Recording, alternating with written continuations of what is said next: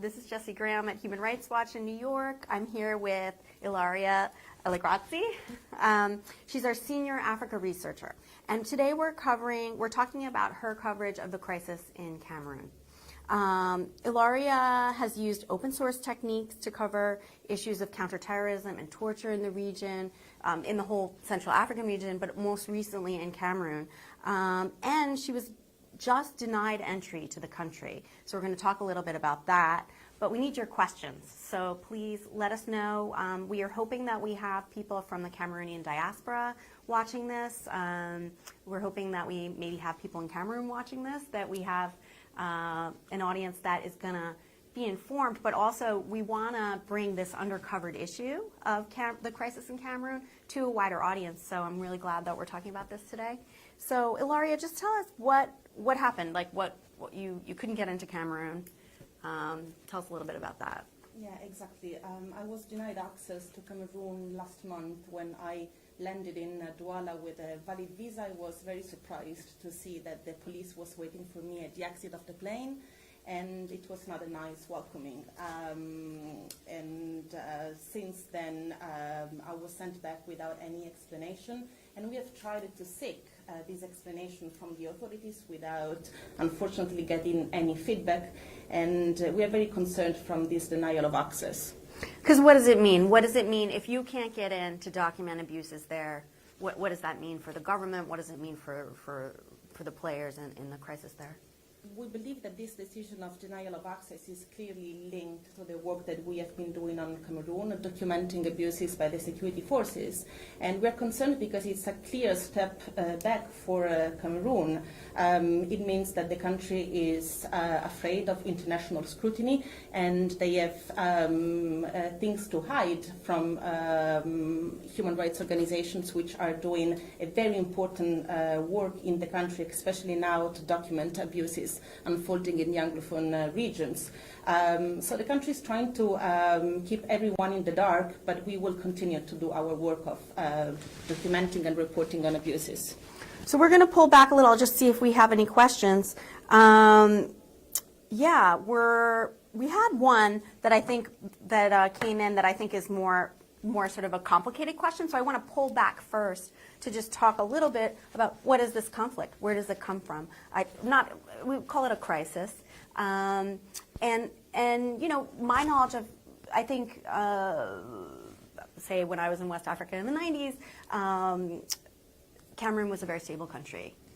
There was always this Anglophone region, but what is bubbled up? Is it a new thing, or is it something that was festering? Yeah, I mean, it's not exactly a new thing. It's not a surprise that this crisis has now escalated. It is a long-standing issue and only resurfaced with more violence and more strongly in late 2016 when students, teachers, lawyers, the general population took the streets to claim more recognition for their political and cultural and social rights. These English speakers? In the English-speaking regions, in the northwest and southwest region of Cameroon. Unfortunately... How many English speakers are there, and how many Francophones? And have the Francophones always been in control? Or? Yeah, Francophone regions are the majority in Cameroon, and we only have two English-speaking regions. Cameroon is a bilingual country, and is also has a bijural system. And give us a sense of where Cameroon is for people, like where it's placed and sort of where it fits in, I guess, politically in West Africa. Central Africa, of course, bordering... Central Africa. Central Africa, bordering Chad, Nigeria, and the two English-speaking regions are exactly bordering the Nigeria, a couple of states in Nigeria. I just wanted to say that, again, this issue of the Anglophone crisis is not new, but the response from the government has been very brutal. And this has only contributed to make the crisis worse and to grow resentment and frustrations among the Anglophone community. The government has responded by shooting at peaceful protesters, arresting hundreds of peaceful demonstrators, and shutting down the internet for almost 4 months in 2017, banning civil society groups.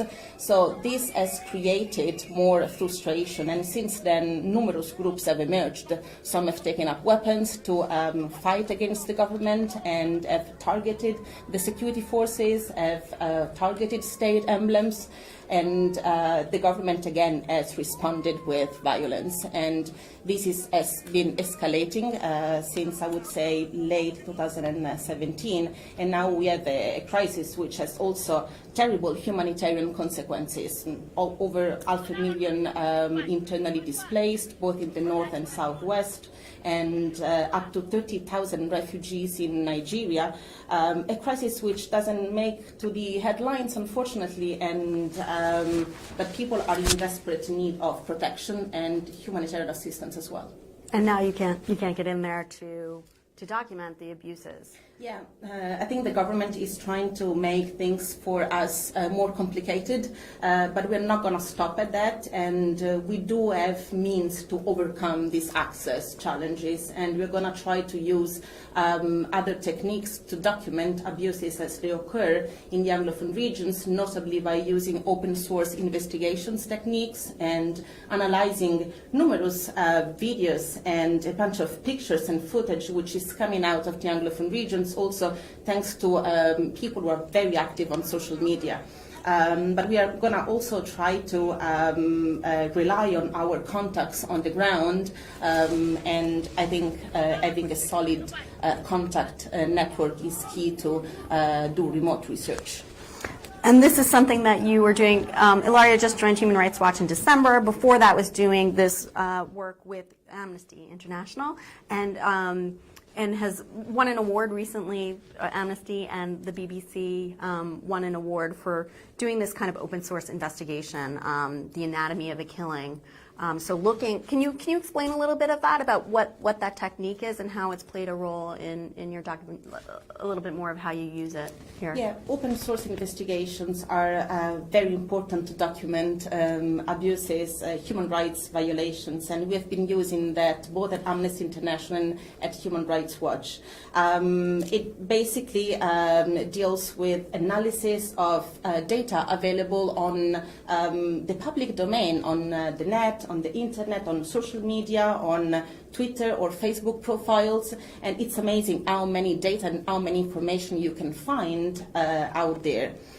So in the case of Cameroon, we have used several of these techniques to uncover, among other things, the torture and incommunicado secret detention in military bases, thanks to a collaboration with forensic architecture, and with the BBC at Amnesty, I collaborated to analyze a very brutal and very graphic video showing the execution of 2 women and 2 children by the Cameroonian security forces.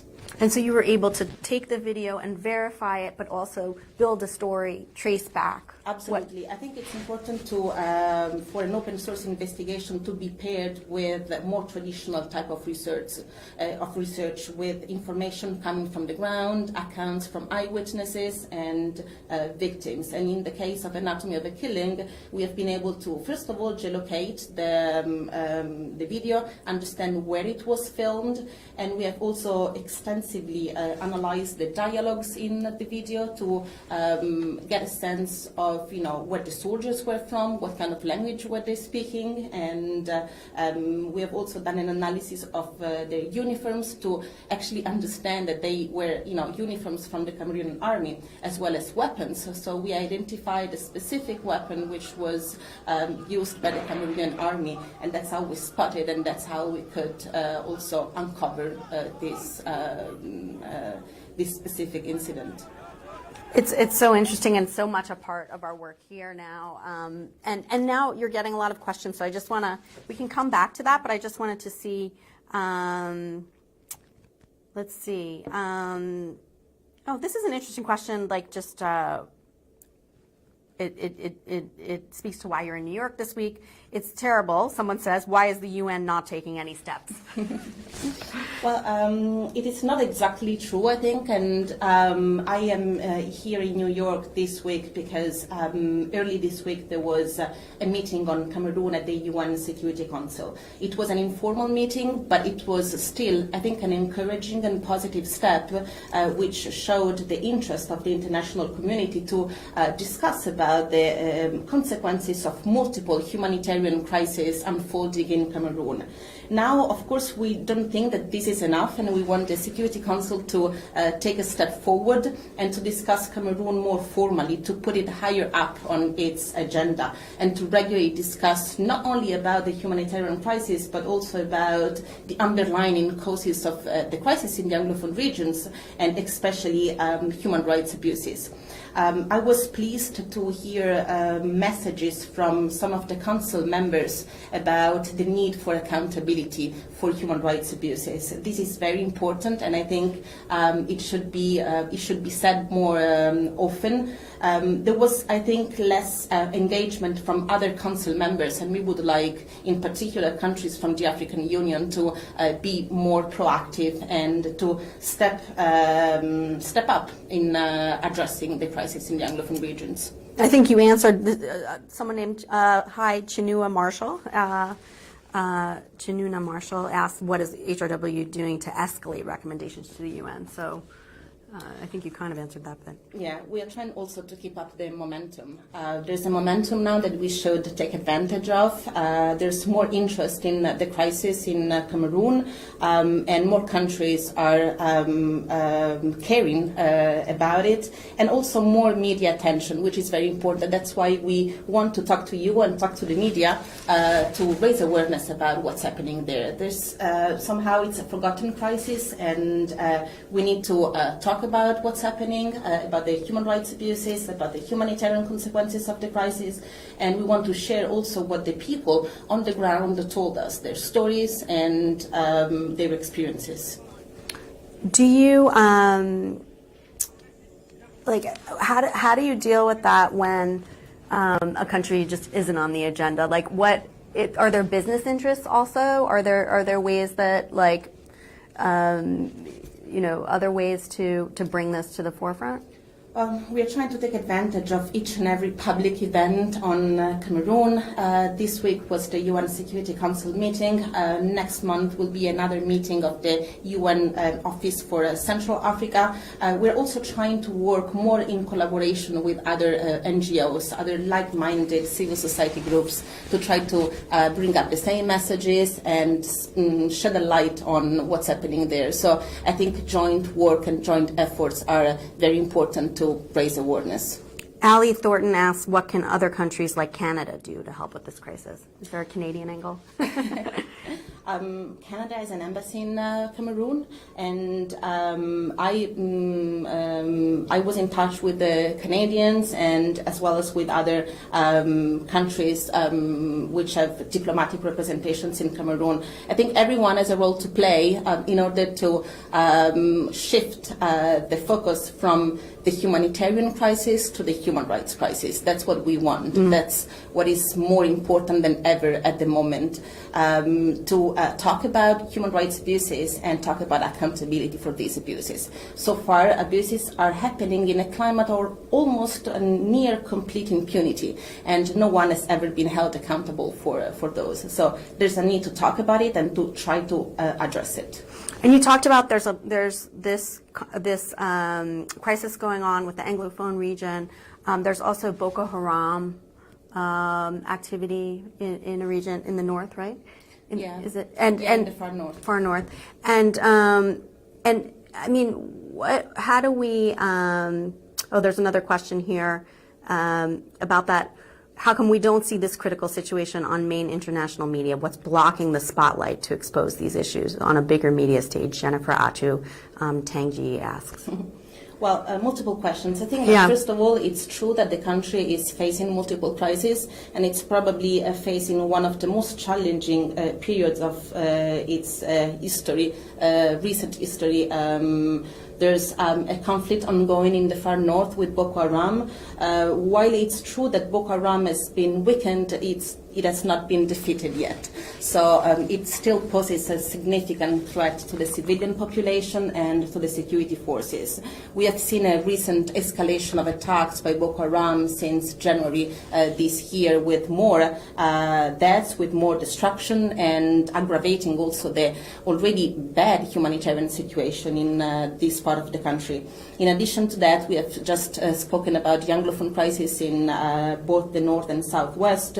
And let's also remember that in the eastern part of the country, bordering Central African Republic, we have up to 200,000 refugees coming from Central African Republic, and the security forces are facing threats from rebels from Central African Republic, irregularly raiding that border area.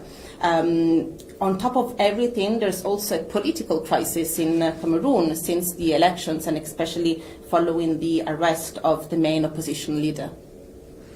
Actually, someone from inside Cameroon is saying, her name is Veronica. This is great, Ilaria. Today we're experiencing another lockdown because of the upcoming 20th of May celebration in Cameroon.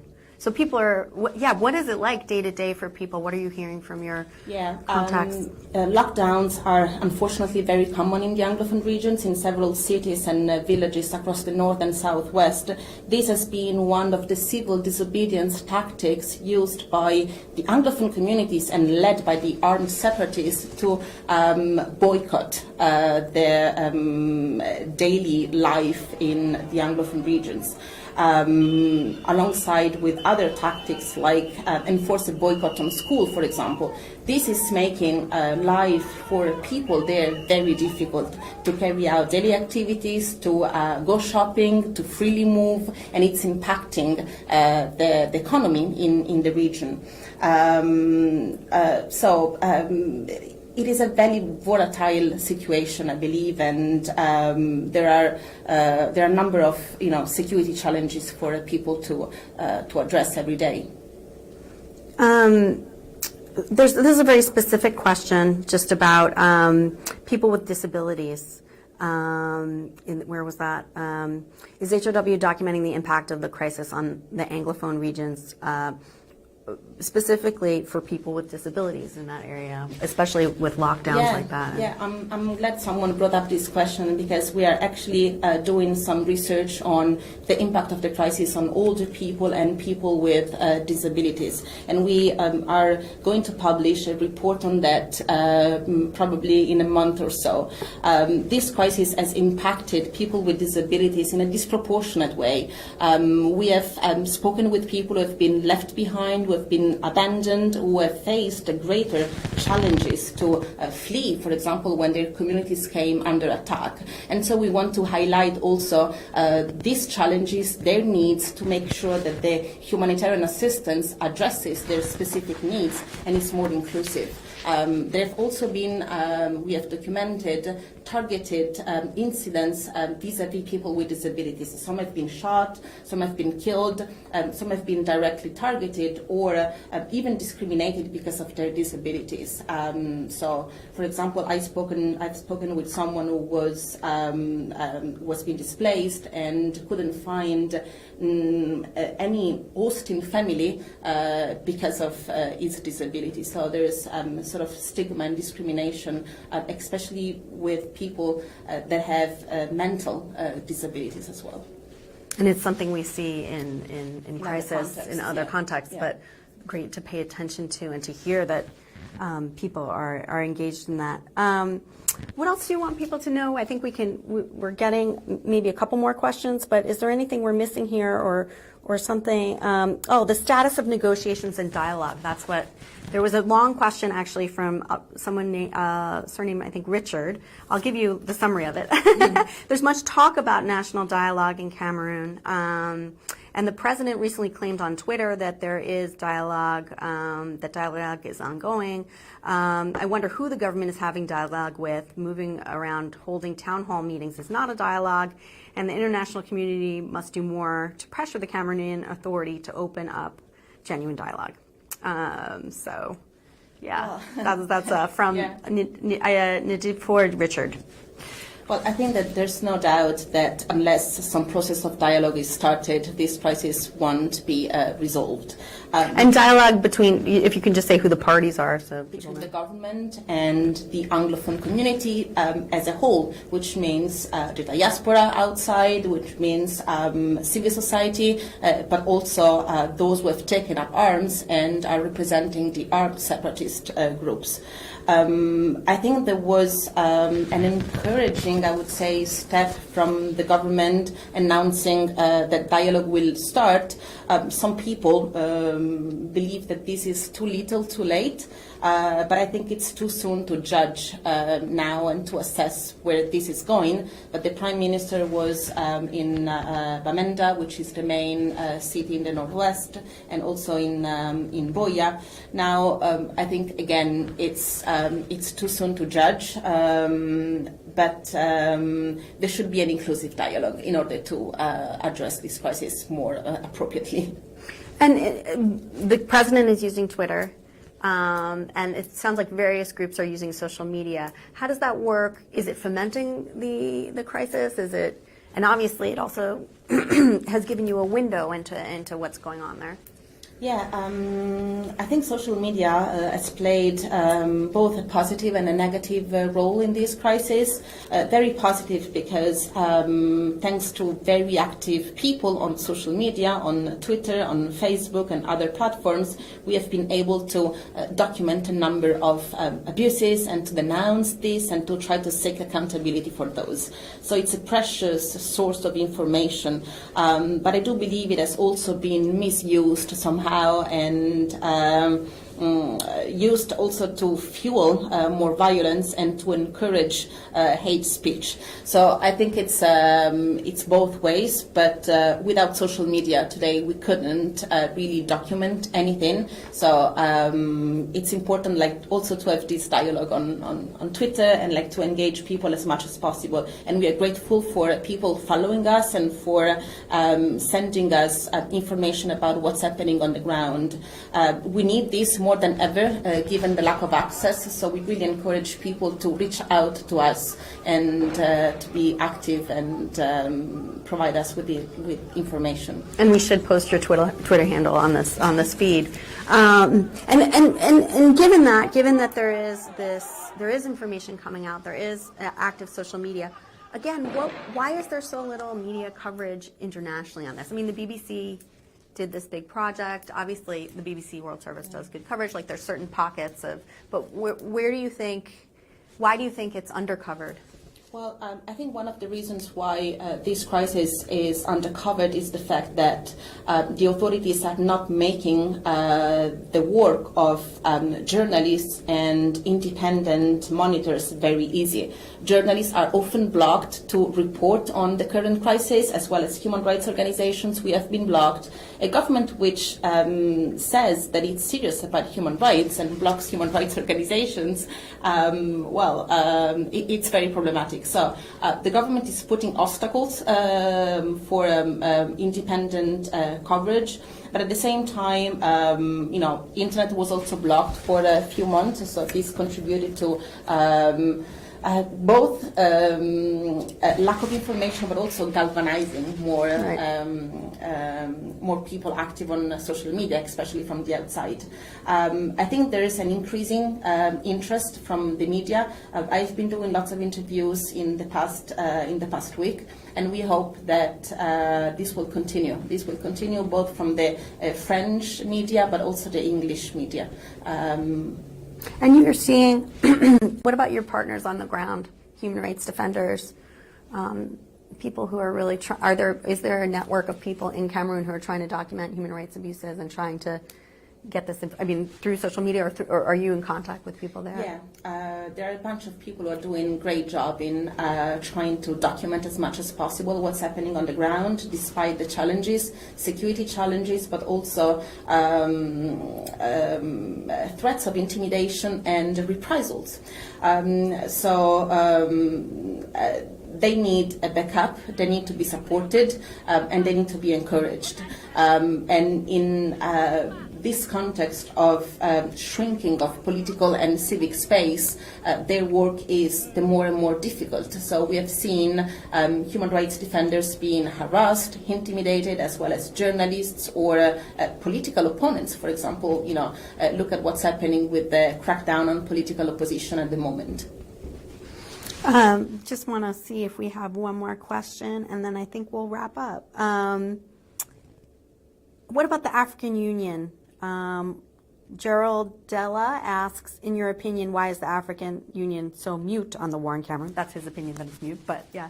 Yeah, that's what we also noticed this week at the UN Security Council meeting on Cameroon, and that's why we are asking for a more proactive role to be played by neighboring countries to step up and help Cameroon addressing the crisis. There should be a more engaged role played by the African Union and even the African member of the Security Council, like South Africa, for example, like Cote d'Ivoire. They've been pretty silent, but we want to push them to be more active. I think we're sort of out of time, and if we have more questions coming in, you can post them in the feed. Is there anything else you want to say? No, thank you very much for following us and for your interest on this crisis. Thank you, Ilaria Allegrazzi, Senior Central Africa Researcher at Human Rights Watch, and so you can look out for her. What's your Twitter handle? We'll post it. Okay, great. And take a look at our Cameroon work, which includes videos which we've been showing throughout this discussion at hrw.org. Thanks a lot.